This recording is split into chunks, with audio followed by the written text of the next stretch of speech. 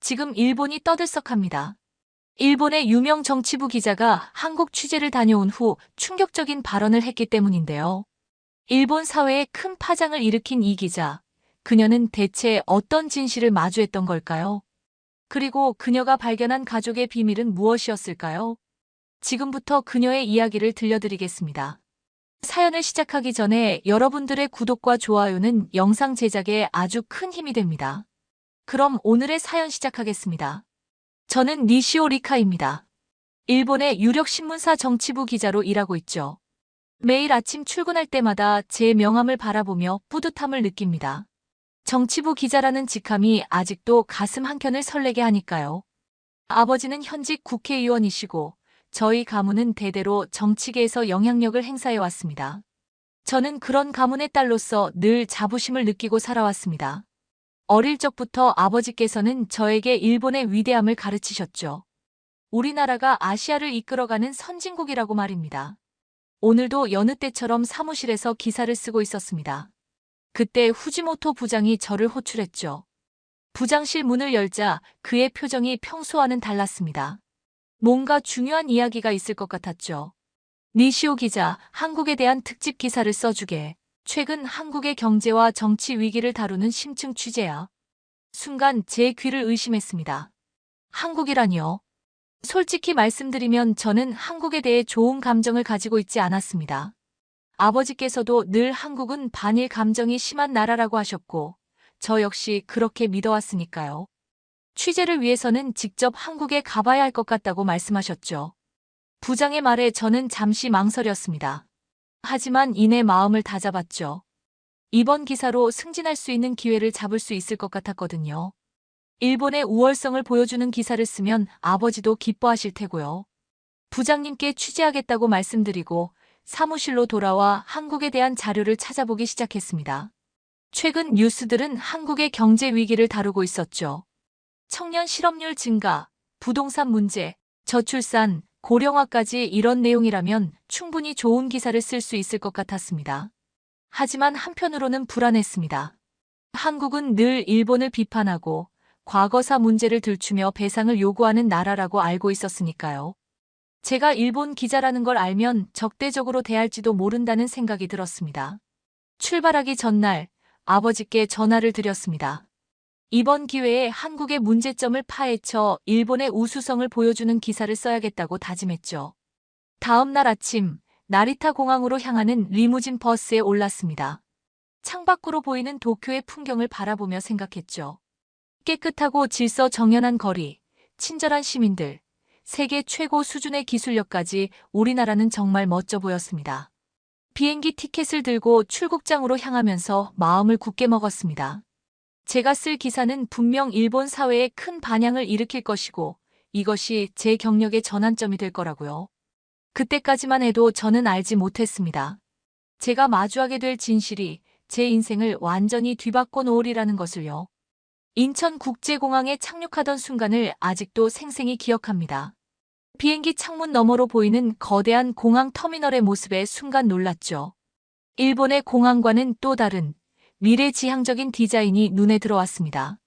입국장으로 향하는 동안 계속해서 주변을 살펴봤습니다. 이게 정말 제가 알고 있던 한국인가 싶었죠. 입국 심사대에는 사람 대신 자동 심사대가 설치되어 있었고 여행객들은 줄도 서지 않고 빠르게 통과하고 있었죠. 일본의 공항보다 더 효율적으로 보였습니다. 짐을 찾아 세관을 통과한 후 공항 철도를 타기 위해 티켓을 구매하려 했습니다. 그런데 또 한 번 놀라운 광경을 목격했죠. 사람들이 지갑을 꺼내지도 않고 스마트폰으로 결제하고 있었거든요. 이런 게 가능하다니 솔직히 충격이었습니다. 공항 철도에 탑승하자 객차 내부는 깨끗했고 무료 와이파이가 제공됐죠. 심지어 열차 내 모니터에는 실시간으로 도착 정보와 환승 정보가 여러 언어로 표시되고 있었습니다. 창밖으로 스쳐 지나가는 풍경을 바라보며 생각에 잠겼습니다. 제가 알고 있던 한국은 틀렸던 걸까요? 아니면 이건 단순히 외국인들에게 보여주기 위한 허상일까요? 서울역에 도착해서도 놀라움은 계속됐습니다. 지하철을 갈아타는 동안 모든 안내가 4개 국어로 제공됐고 역사 내 시설들도 최신식이었죠. 사람들은 바쁘게 움직였지만 질서정연했습니다. 호텔로 가는 길에 택시를 탔는데 기사님이 친절하게 말을 걸어왔습니다. 일본에서 오셨나요? 요즘 일본 관광객들이 많이 찾아오시는데 다들 한국이 생각보다 발전했다고 놀라시더라고요. 네, 저도 지금 많이 놀라고 있습니다. 솔직한 심정을 말씀드렸더니 기사님이 웃으며 대답하셨습니다. 우리나라가 많이 발전했죠. 하지만 아직도 배울 점이 많습니다. 일본의 장인 정신이나 서비스 문화는 우리가 본받아야 할 부분이에요. 이 말을 듣고 제 마음이 더욱 복잡해졌습니다. 한국인들은 반일 감정이 심하다고 알고 있었는데 기사님은 오히려 일본의 장점을 인정하고 계셨으니까요. 호텔에 도착해 체크인을 마친 후 창밖으로 보이는 서울의 야경을 바라봤습니다. 빽빽하게 들어선 고층 빌딩들 사이로 한강이 반짝이고 있었죠. 도시 전체가 살아 숨쉬는 것 같았습니다. 내일은 첫 인터뷰가 잡혀 있습니다. 한국의 저명한 역사학자인 박 교수님과의 만남이죠. 원래는 한국의 문제점을 파헤치는 인터뷰를 하려 했지만 오늘 하루 동안 본 것들이 제 마음을 흔들어 놓았습니다.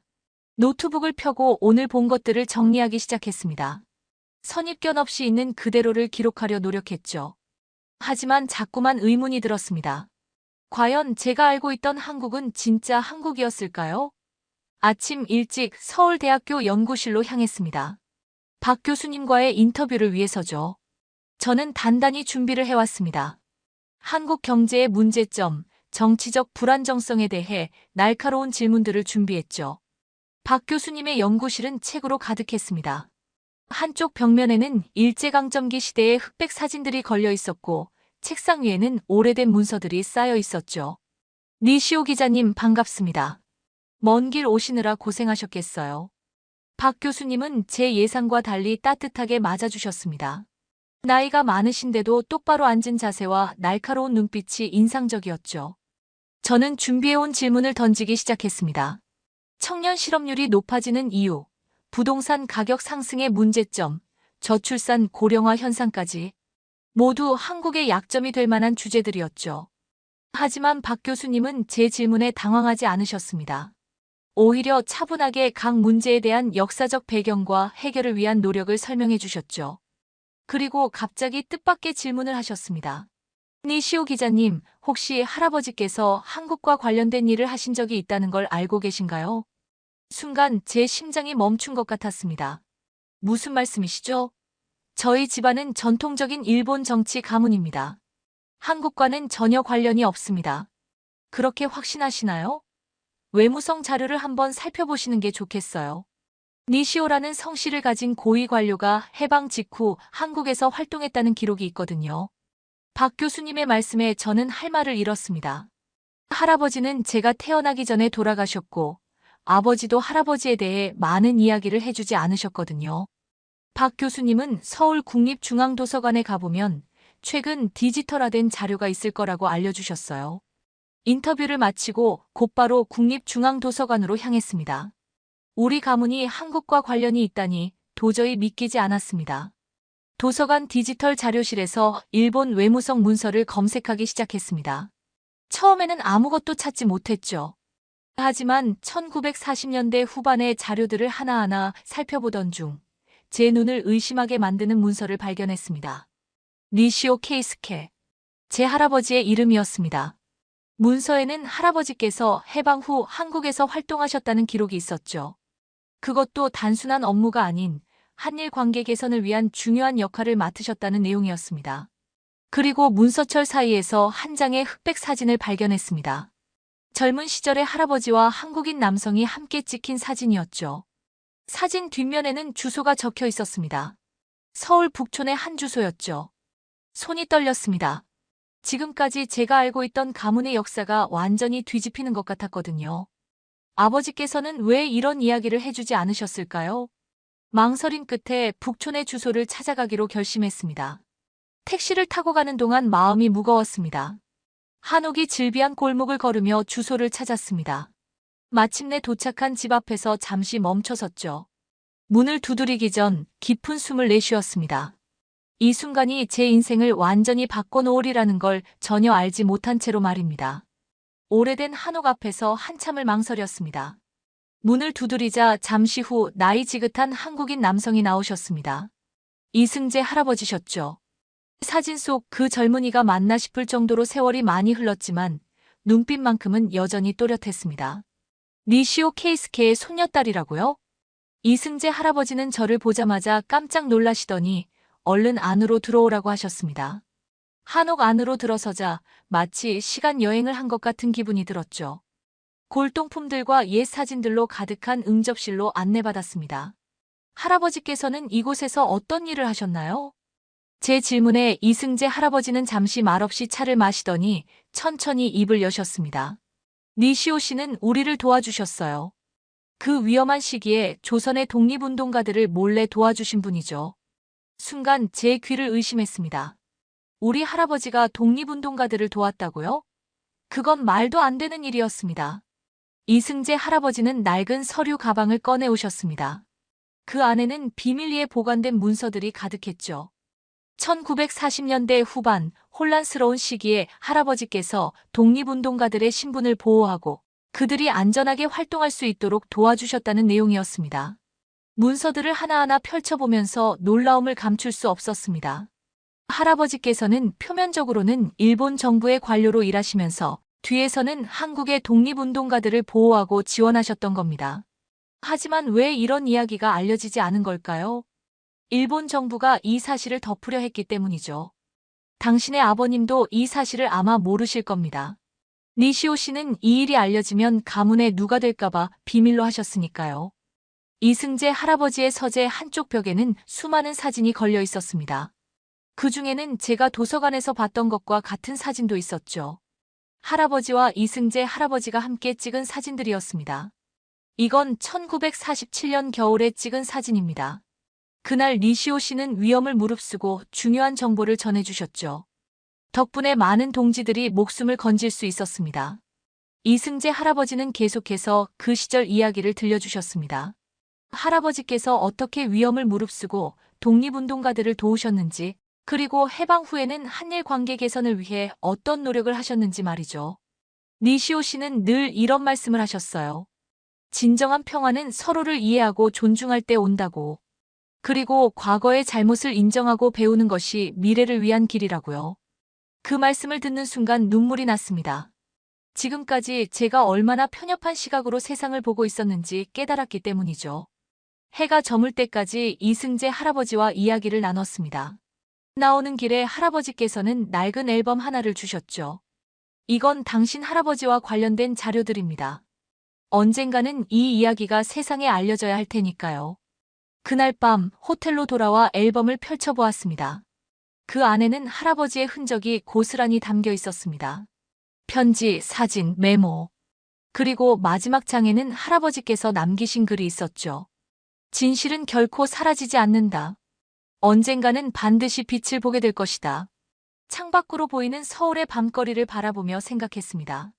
이제 제가 해야 할 일이 무엇인지 분명해졌죠. 할아버지의 용기와 신념을 세상에 알려야 한다는 것을요. 할아버지의 이야기를 알게 된 후, 저는 한국을 바라보는 제 시선이 완전히 달라졌다는 것을 깨달았습니다. 이제는 진짜 한국을 보고 싶었죠. 편견 없이 있는 그대로의 모습을요. 다음 날 아침 취재 계획을 전면 수정했습니다. 한국의 문제점만을 파헤치려 했던 원래 계획 대신 한국 사회의 다양한 모습을 취재하기로 한 거죠. 첫 취재지는 강남의 스타트업밸리였습니다. 수많은 젊은이들이 새로운 미래를 꿈꾸며 모여드는 곳이죠. 한 IT 기업의 대표를 만났는데 그의 이야기가 인상적이었습니다. 저희는 일본의 기술력을 정말 존경합니다. 하지만 동시에 우리만의 방식으로 혁신을 이뤄내고 싶었죠. 그래서 더 빠르게, 더 유연하게 움직이는 겁니다. 그의 회사는 인공지능 기술을 활용해 고령화 문제를 해결하는 서비스를 개발하고 있었습니다. 일본이 겪고 있는 문제와 비슷한 고민을 하고 있다는 사실이 놀라웠죠. 다음으로 찾아간 곳은 홍대 거리였습니다. 젊은이들의 문화를 취재하기 위해서였죠. 그곳에서 만난 한 일본어 학원 강사는 이렇게 말했습니다. 한국 학생들은 일본 문화를 정말 좋아해요. 만화도 읽고 애니메이션도 보고 일본 음식도 즐깁니다. 과거의 아픔을 넘어 서로의 문화를 이해하려 노력하는 거죠. 길거리에서는 일본 노래가 흘러나왔고 일본 레스토랑 앞에는 긴 줄이 서 있었습니다. 제가 알고 있던 반일 감정이 심한 한국의 모습은 찾아볼 수 없었죠. 오후에는 북촌 한옥마을을 다시 찾았습니다. 이번에는 전통 공예를 하시는 장인님을 만났습니다. 일본의 장인 정신을 존경합니다. 우리도 전통을 지키면서 현대와 조화를 이루려 노력하고 있죠. 서로 배우면서 발전하는 게 중요하지 않을까요? 전통 도자기를 만드시는 모습을 보며 한일 양국이 얼마나 깊은 문화적 유대를 가졌는지 새삼 깨달았습니다. 저녁에는 한 대학 교수님을 만났습니다. IT 산업과 한일 관계를 연구하시는 분이었죠. 한국과 일본은 경쟁하면서도 협력해야 하는 운명 공동체입니다. 서로의 장점을 배우고 단점을 보완한다면 아시아를 넘어 세계를 선도할 수 있을 거예요. 취재를 하면 할수록 한국의 새로운 모습이 보였습니다. 빠르게 변화하고 혁신을 추구하면서도 전통과 문화를 소중히 하는 모습과 일본에 대해 비판만 하는 것이 아니라 배울 점은 배우고 존중하는 자세를 볼 수 있었죠. 명동의 한 카페에서 취재 내용을 정리하던 중 옆자리에 일본인 관광객들이 이야기하는 것이 들렸습니다. 한국이 이렇게 발전한 줄 몰랐어. 우리도 배울 점이 많은 것 같아. 그들의 말에 고개를 끄덕이며 생각했습니다. 우리는 서로에게서 배울 점이 많아 보였죠. 한강공원에서 마지막 취재를 진행했습니다. 수많은 사람들이 여유롭게 강변을 거닐고 있었죠. 젊은이들은 텐트를 치고 피크닉을 즐기고 가족들은 자전거를 타며 즐거운 시간을 보내고 있었습니다. 문득 할아버지의 말씀이 떠올랐습니다.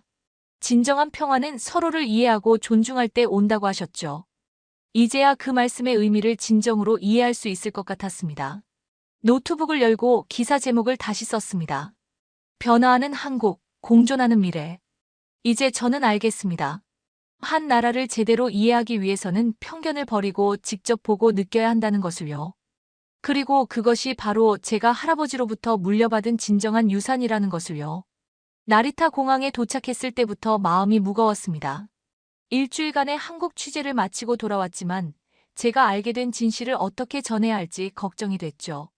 손에 쥔 취재 노트에는 애초 회사가 원하던 것과는 전혀 다른 내용이 가득했으니까요. 사무실로 돌아오자마자 후지모토 부장이 저를 호출했습니다. 부장의 표정만 봐도 알 수 있었죠.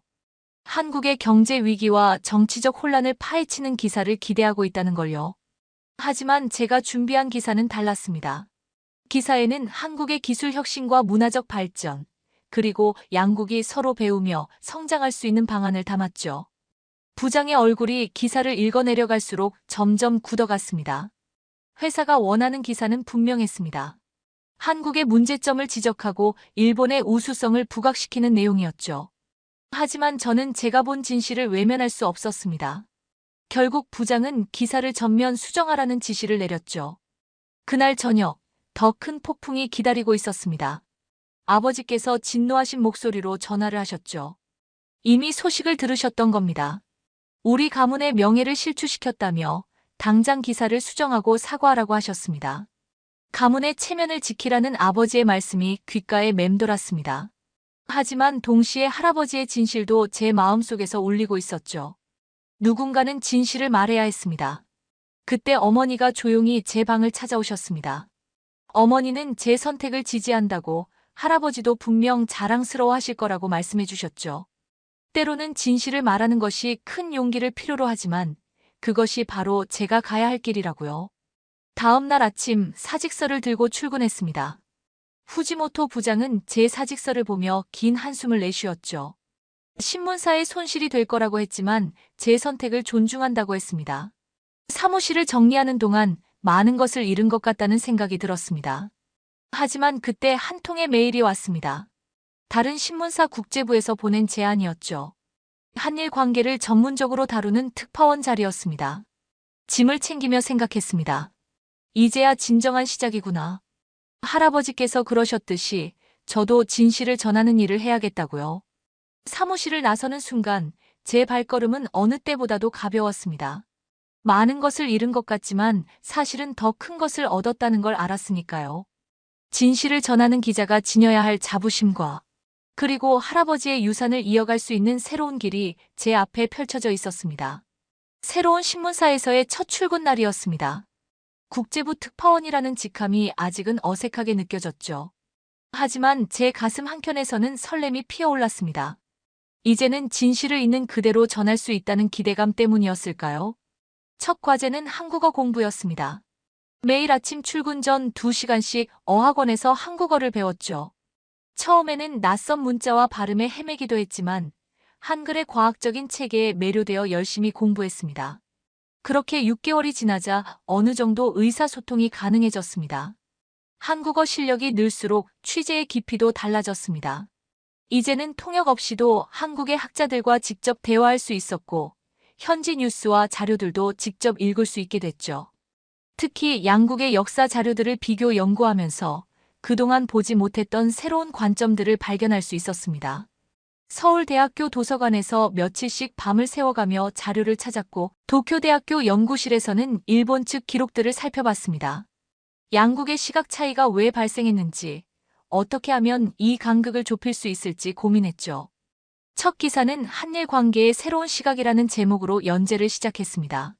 양국의 상처받은 역사를 있는 그대로 인정하면서도 미래를 향해 함께 나아갈 수 있는 방향을 제시하려 노력했죠.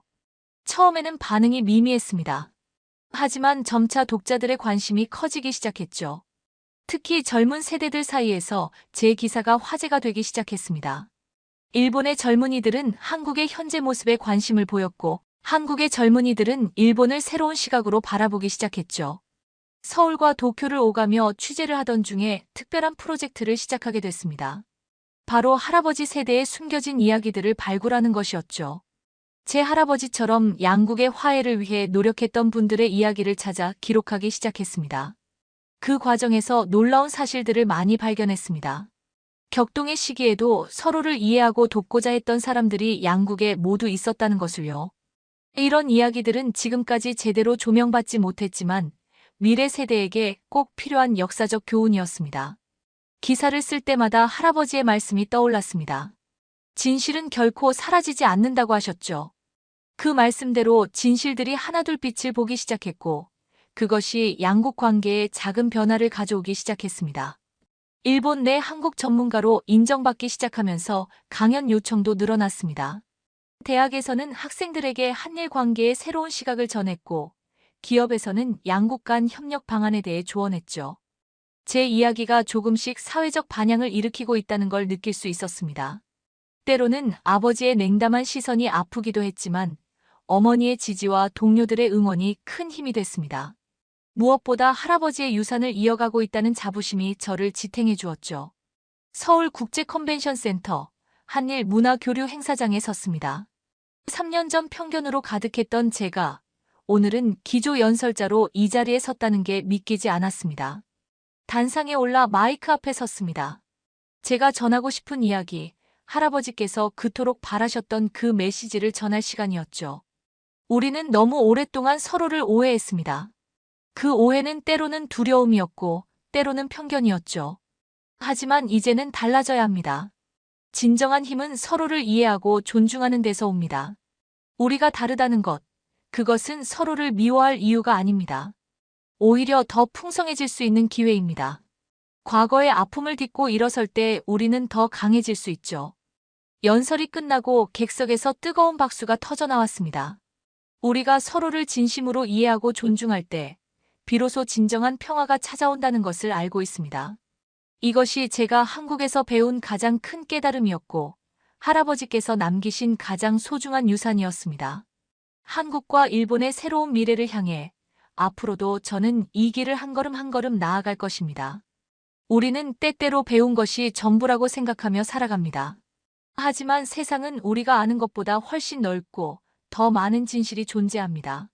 한국과 일본은 서로를 이해하고 존중할 때 더 큰 미래를 만들 수 있습니다.